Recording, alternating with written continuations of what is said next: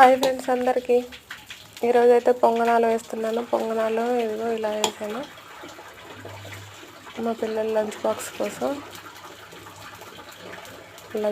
కోసం పొంగనాలు అన్నీ వేసుకున్నాను. ముందుగా కొంచెం ఆయిల్ వేసి తర్వాత పొంగనాలు బ్యాటర్ వేసేస్తున్నాను. ఈలోపు మా పిల్లల్ని రెడీ చేయాలి.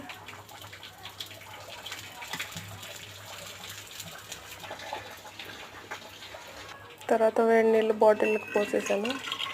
పొంగనాలు కూడా అయిపోయాయి. లంచ్ బాక్స్ పెట్టేసి పిల్లల్ని రెడీ చేసి పాలు బ్రెడ్ ఇచ్చాను, తినేశారు, స్కూల్కి వెళ్ళిపోయారు.